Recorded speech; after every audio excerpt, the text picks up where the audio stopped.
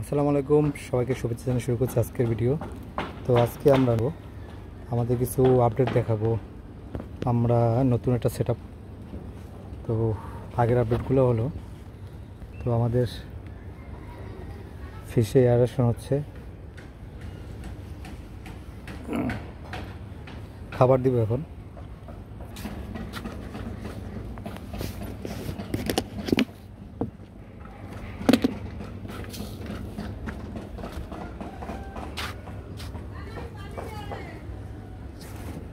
এই খাবারটা আমি যেটা দিচ্ছি এটা খুব ভালো মানের খাবার। এটা প্রোটিনের সংখ্যাটা বেশি, প্রোটিন বেশি।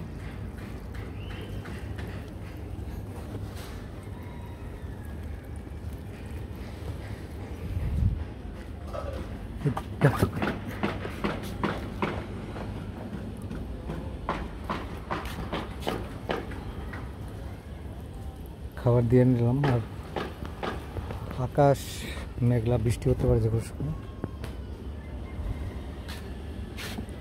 এগুলোতে সবগুলি খাবার দেব। তো সেটআপে দেখাই, এই যে নতুন একটা সেটআপ করতেছি অলরেডি।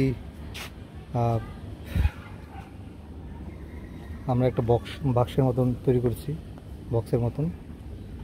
তো এটা রড দিয়ে, গ্রিলের রড দিয়ে করা, অ্যাঙ্গেল দিয়ে, অ্যাঙ্গেল আর পাতলা যে শিট আছে,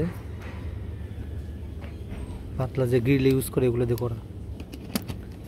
তো এটার সাইজটা হলো, এটা প্রশস্ত হলো 4 ফিট আর লম্বা 8 ফিট, এবং এটা যে উচ্চতা আছে, উচ্চতা হলো 1 ফিটের মতন এখানে দেওয়া হয়েছে। তো এটা টেস্টের, আমার কিন্তু বড়টাও আছে, বড় একটা আছে।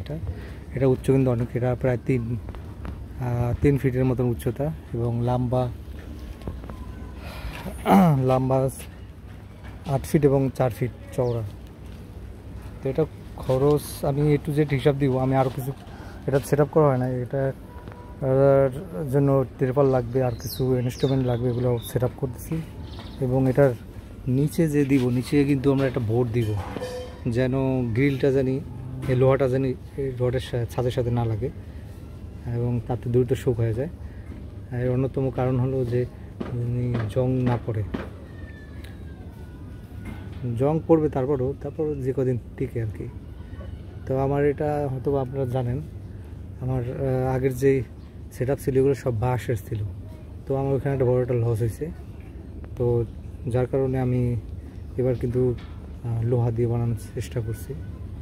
সবগুলো লোহা, খরচ একটু বেশি গেলেও এগুলো আবার লং লাস্টিং, অনেকদিন টিকে। যাই হোক, সাথেই থাকবেন, আমি দেখাবো ফুল প্রসেসিং, যে কীভাবে কী করলাম এবং খরচ টরচের হিসাব টিসাব সব কিছু আমি দিয়ে দেবো পরবর্তী যে ভিডিওতে আসবে ওগুলোতে। তো